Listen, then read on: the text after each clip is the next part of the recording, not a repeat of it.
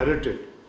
I therefore urge all of you to actively participate in the seminar, deliberate on major economic challenges, and come up with policy recommendations and solutions for reviving the economy and putting the country back on track on a high and sustainable growth trajectory. Ladies and gentlemen, we have faced similar economic challenges in the past, and by the grace of Almighty Allah, we were able to take the country out of those crises by acting very swiftly, taking such challenges head on, and we came out as a nation, as a country, stronger than before. Ladies and gentlemen, the economic mismanagement in the last few years has completely reversed the progress which the country had achieved during 2013-18. Let me share a few facts to remind you where Pakistan stood in 2018 and what economic damage has been done to our economy since then. 2016-17 Pakistan economy was ranked 24th in the world. PricewaterhouseCoopers projected that Pakistan would join G20 by 2030. It pains me to share that we are ranked 47th global economy in the year 2022. It is something for all of us as Pakistani to reflect, ponder, deliberate, analyze, see the souling, and find out where we went wrong as a country. You may recall the JETRO, the world famous organization, before 2018 had rated Pakistan as the second choicest place for foreign direct investment.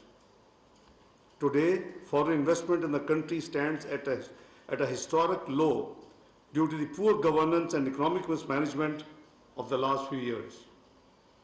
Ladies and gentlemen, in 2018, Pakistan Stock Exchange market capitalization was over $100 billion, which almost matches your national external debt. With our poor performance of the last few years, the country's stock market capitalization has dropped to $26 billion. It's a loss of over $74 billion in the last few years. It was the same stock exchange which was ranked the best in South Asia and the 5th in the world. Today, we have been downgraded from emerging to frontier market already. It's something to worry about.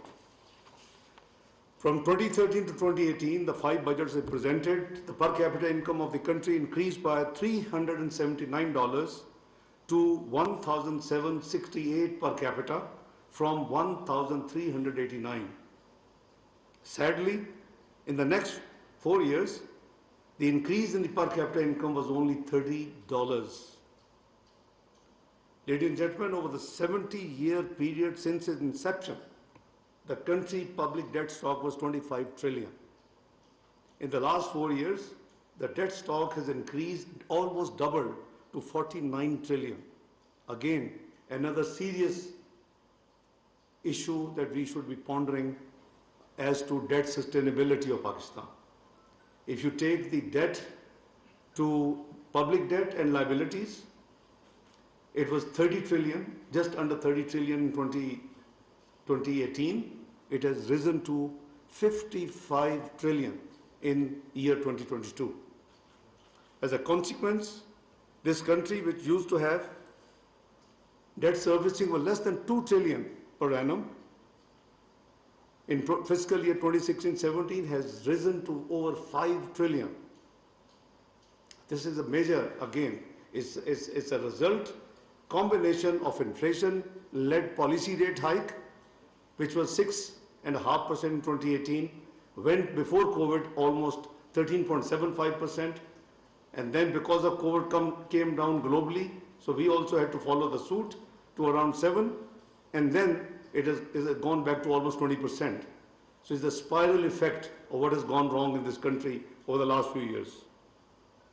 I could go on and share a lot of data with you facts, and I can challenge anybody to prove that any of the data is wrong. But instead of repeating all those, I think in the last few years we should see that, as I said, what mistakes on the economic front we have made, and we should try to correct those as soon as possible. The coalition government was handed over an economy last year which was completely in shambles. To top it, the previous government had agreed to a loan facility in 2019, which was extended finance facility with the IMF. Unfortunately, instead of honoring the sovereign commitments, they not only did not implement, but rather before leaving the office had reversed some of the conditionalities they had implemented earlier. Now, this actually led to a serious trust deficit between development partners and Pakistan as a country. We realize that these obligations are not by any individuals or political party, but by sovereign state of Pakistan. We and my team decided that come what may, we will implement and we will discharge all the sovereign commitments which the previous government had made. One and only program which Pakistan completed in its history, even dictators era could not complete any IMF program. They used to run away. Pakistan was known as few tranche country. The most effective governments which used to claim, they also ran away from 8th or 9th review in its history. The one and only program which was completed for all 12 reviews successfully was 2013-16 program. So I think we owe this to this nation, that we show seriousness, we deliver, and we demonstrate to the world that we can honor the sovereign commitments no matter who made those. So I and my team are absolutely committed to complete this program to the best of our ability. We have been in the process of 9th review. I think it has taken longer than it should have, in my opinion, because I have dealt with all the 12 reviews of the one and only completed program in Pakistan history. Anyway, we seem to be very close to be signing staff level agreement, hopefully inshallah in the next few days. Ladies and gentlemen, our economic difficulties compounded by the devastating floods of 2022, which affected 33 million people, caused physical and economic losses of around $30 billion. Despite the fiscal constraints and limitations the federal government has, the federal and provincial governments have jointly decided and have allocated $452 billion for relief and rehabilitation work of flood affectees. If need be, we together will provide more resources to support our brothers and sisters in need. You may recall that there has been a lot of work by UNDP, European Union, Asian Development Bank, World Bank, and assisted by the Planning Division. And they calculated that around $16 billion would be required for the reconstruction and rehabilitation work in the next few years.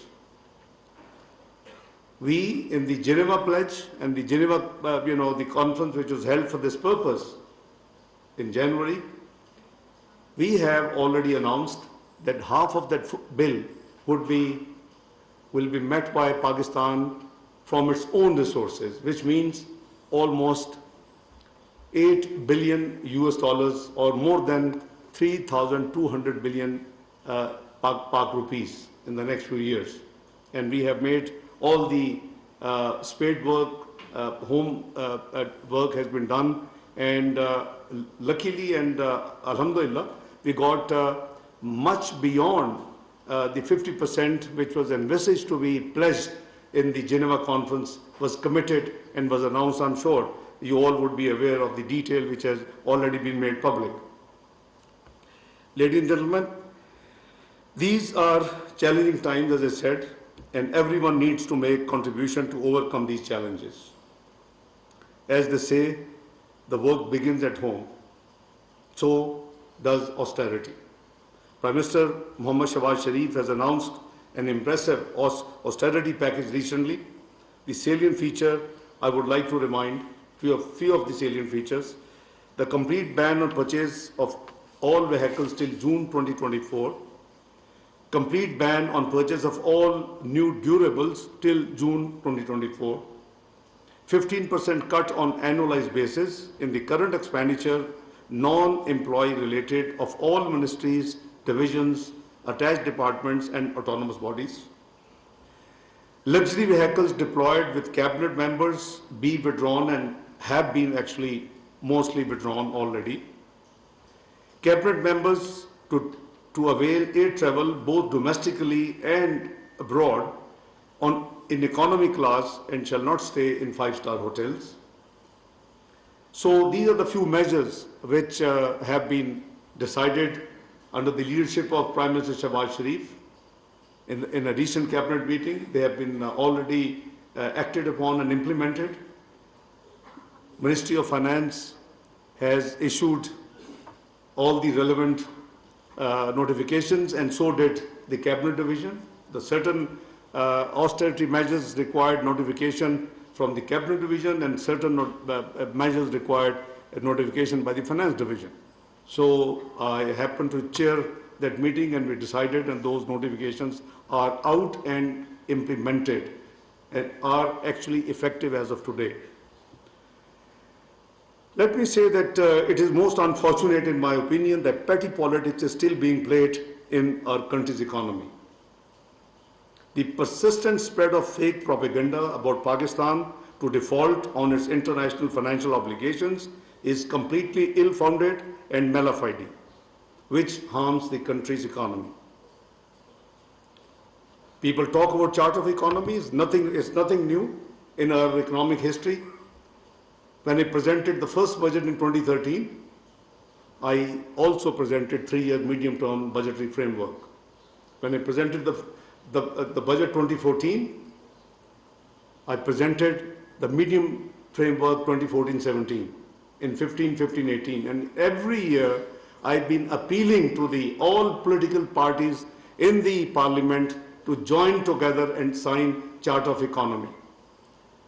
Let the public and the nation be witness that what would be the economic roadmap, and there will be no politics with that roadmap. Unfortunately, it all fell on deaf ears and couldn't be achieved. We are now hearing again, many people from different segments of society, including political parties, of talking chart of economy. Government would welcome it. I think this is something we should act apolitical, and we should do whatever best we can in the speediest manner in the interest of future economic history of Pakistan. Ladies and gentlemen, I want to draw your attention towards the fact that as principal accounting officers and heads of departments of the federal government, many of my friends, colleagues, federal secretaries sitting here, I'm addressing them. It is your prime responsibility to optimize revenue collection and observe discipline in spending public money. We are all trustees and ameen in these positions, whether you're principal accounting officer, whether you're minister or minister of state. We owe this accountability to the nation as well as to Allah subhanahu wa ta'ala. So, I believe that you all are the arms and tools through which policies of the government can be best put in real practice. I urge you all to work diligently to enhance revenues, prioritize expenditures, and improve public service delivery and productivity. During the course of today's proceedings, please share your thoughts, suggestions, proposals as to how best we can chart our way forward towards economic stability on a fast track. Ladies and gentlemen, I would like to once again extend my gratitude to our international development partners, which include obviously World Bank and the Asian Development Bank, whose nominees are here to represent their institutions. Their support has been instrumental in infrastructure and social sector development in this country and in bringing about necessary economic and structural reforms in Pakistan. I have been dealing with, for example, the Corporate Law Authority conversion to an autonomous body as Security Exchange Corporation of Pakistan. I dealt with them in 90s when I remember 1st of January 1999, from an extended arm of Ministry of Finance, it became an autonomous body in the country. So many structural reforms I can cite here which have been done with the support and program support of these institutions. So, we as country, we owe great thanks and we acknowledge their contribution in this domain. They have always been doing the hand-holding at the time of calamities and disasters. The latest example being last year floods. They came swiftly forward, and I think we all appreciate their contribution and their hand-holding, which they did very timely. They are our time-tested development partners, as I said, and I would especially like to mention that they provided government the fiscal space to deal with the COVID pandemic as well. So, envisaging the upcoming budgets to be responsive to gender needs, and I'm sure I see a good representation here, we would be gender needs and climate sensitive, and will make sure that needful is being done so that both genders are properly taken care of in this process. We will ensure that such measures are both effective and inclusive. Ladies and gentlemen, under the able guidance and leadership of Prime Minister Muhammad Shahbaz Sharif, and with the support of our coalition partners, we are striving hard to revive the economy. Frankly speaking, before I took over the office from a distance, I didn't know how deep quagmire we as a country are in. Alhamdulillah, I have dealt with 98, 99, the worst economic sanctions on Pakistan, post-detonation. I have dealt with 2013-14 era, when, without knowing which political party will win the elections, it was predicted February 2013 that no matter which political party will win the election, they will have to declare default within 6 to 7 months. Why? Because Pakistan had already been declared macroeconomic unstable country. No surprise. Everybody knows your liabilities. Everybody knew that you have about $6 billion in State Bank. Everybody knew you have to pay 4.6 billion liabilities in the next 6 to 7 months. So it doesn't require rocket science to calculate what would be the melting point. So precisely when we came, State Bank at $6 billion, we won the elections as PMLN. We took the responsibility. But alhamdulillah, we worked hard. We didn't lost nations 1 year to get into IMF program. We took days and months. The cabinet oath was 7th of June. We presented the budget on 12th of June 2013. We signed the IMF agreement on 4th of July 2013. Then you have to move fast. So those two eras I have seen, and I'm sure that God willing, this difficult time will pass. The team, economic team, is doing their best. I'm trying to assist, to the best of my ability and knowledge of economy and the past experience. So I have a very firm faith that we would, inshallah, come out of this quagmire. It was deeper than before, and it was, I would say, much complex than the previous two experiences I had as Finance Minister of Pakistan in late 90s and early in 2013, 2017. So I believe that we have to work together to control the current inflationary pressures They are unprecedented. We are improving, this team is trying to improve the supply of commodities. ECC of the Cabinet has approved a number of measures to improve agriculture production. We are basically an agri-economy. And introduce much needed structural reforms in the energy sector as well. Because without quoting the multilateral institutions, they say if Pakistan has to survive, inshallah Pakistan will survive. This is my iman. Power sector has to be structurally reformed and fixed. And let me endorse that the issue was and has been very grave. A country producing with a cost of 3,000 billion energy in Pakistan has only been recovering around 1,600 billions. You can't afford to lose 1,400 billions in energy sector. So I with my team, we have done our best. Power division has been on board. We have done our best that the gas sector regular flows should stop in the circular debt. So you see, these are the very painful reforms. Reforms are never easy. So we have been passing through in the last few months doing all this job, and it has been painful. But alhamdulillah, as I said, we have done most of the work, and I think we are alhamdulillah now in a position where we can move with confidence, we can move forward as a country, as a nation. The historic Kisan package, you may recall, was over 2,000 billion rupees. It was unprecedented, and I think it will go a long way in improving agricultural productivity. As late as yesterday, I and my team had meeting with the Fauji fertilizer Benaqaab, who produced the one and only project in the country who produced DAP in the country. You may have been reading the media reports.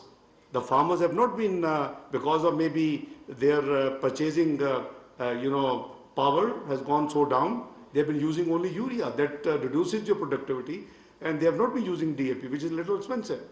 But we had a very historic discussion yesterday that the neighboring countries are now going the next step of producing the better and the more productive urea and the fertilizer in those countries, which produces 35 to 40% more per acre yield. So we have started work on that. God willing, inshallah, we will try to put this in order. Pakistan used to import the entire DAP from abroad, and I thanked Allah and I was happy when the visiting team reminded me that it's you who actually hand-holded us and helped us to trigger this DAP project in Pakistan in 1998, which started and completed and became in production in 2003. You see, you have to do work. Rest is with Allah Almighty. And this is my belief, this country has a lot of resilience. Those who spread, this, I would say, depression, I think they should have a faith. You have huge assets. You have, these minerals are hundreds of billions of dollars. Your debt is, those who say that debt trap ho gaye hai, I mean, what is your debt to GDP ratio? 73%? Right now, in the last few months, it has come down to 69. Because we have been paying our external debt without getting it back because of the rumors and the debt phobia spread all over in the world. So 73, when it took over when it left in 2017, it was 63% debt to GDP. When it came back, it was 73, right now it's 69. So 73 isn't something to worry. US is around over 110%. UK after a pandemic is over 100%. Japan is 257%. I haven't seen their politicians or pseudo-intellectuals coming on their televisions and blaming that the country is going to go, in a very serious problem. For heaven's sake, have a faith. Don't do petty politics with Pakistan. This is unfair. So Pakistan has the resilience to meet these challenges. They are there. I'm not saying that we are all hunky-dory and there's no problem. Yes, we are in a quagmire. It's misgovernance, it's ill discipline, it's non-performance, and it's, I don't want to use the corruption. So you see, we have to just put our home right, and we are an economy which is very तकरीब से खिताब करें उन्होंने कहा कि माशी बहरान इत्तेहादी हुकूमत को विड़ मिला, मुल्की मईशत की बेहतरी के लिए इक़दामात कर रहे हैं।